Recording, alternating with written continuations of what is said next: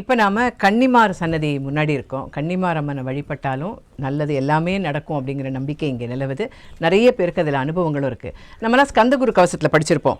கன்னிமார் ஓடையிலே நீராடி நீர் பூசி ஸ்கந்தகுரு கவசமோதி ஸ்கந்தகிரி ஏறிவிட்டால் முந்தை வினையெல்லாம் ஸ்கந்தன் அகற்றி விடுவான், நிந்தைகள் நீங்கிவிடும், நிஷ்டையுமே கைகூடும். இதை விட வேறு என்ன வேணும் சொல்லுங்கள்? இந்த மாதிரி சுனைகள் இருக்குது. இந்த மாதிரி இடத்துல நல்ல சுத்தமான இதில் குளித்து இங்கே வந்து கன்னிமாரை வேண்டிக்கிட்டு விபூதியை பூசிக்கிட்டு மலை ஏறி போய் முருகனை பார்த்தா எல்லாமே நடக்குங்கிறது இந்த தோரணமலை மக்களோட நம்பிக்கை. நாங்களும் வந்திருக்கோம். எங்களுக்கும் அந்த ஒரு சந்தோஷமும் அந்த அனுபவமும் கிடைச்சிருக்கு. அஞ்சும் போதிலே காத்தருளும் சத்ரு சம்ஹார தேவியரே,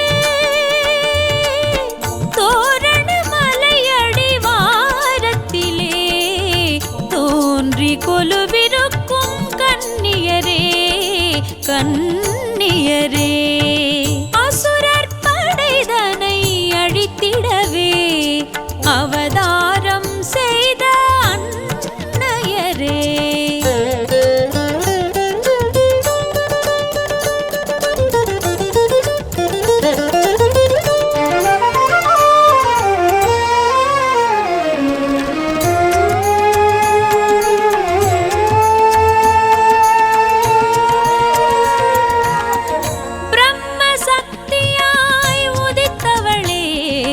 பிரம்மேஸ்வரி தாயே,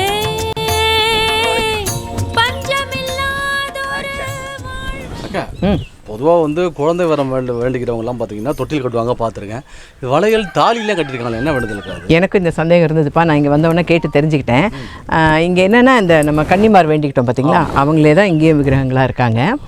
கல்யாணம் தடைப்படுறவங்க, கல்யாணம் ரொம்ப லேட் ஆகிறவங்க இங்கே வந்து முதல்ல ஒரு தாலி கயிறை வாங்கி கொண்டு வந்து இந்த மரத்தில் கட்டிட்டு வேண்டிப்பாங்களாம், சீக்கிரம் கல்யாணம் நடக்கணும்னு. அம்மனோட அருளில் கல்யாணம் நடந்த உடனே அடுத்த ஆசை என்ன? குழந்தை பிறக்கணும். ஸோ குழந்தை பெறணும் அப்படிங்கிறதுக்காக வேண்டிக்கிட்டு தொட்டில் கட்டிட்டு போவாங்களாம். எந்த இதில் தாலி கயிறு கட்டினாங்களோ அங்கேயே வந்து தொட்டியில் கட்டிட்டு போகிறாங்க. கடவுளோட அருளில் அவங்க கரு உருவாகி சீமந்தம் வரும் பாருங்கள். சீமந்தம் டைமில் கண்ணாடி வளையல்களை கொண்டு வந்து அதே கயிறுலையோ அதே தொட்டிலையோ கட்டிட்டு போகிறாங்க.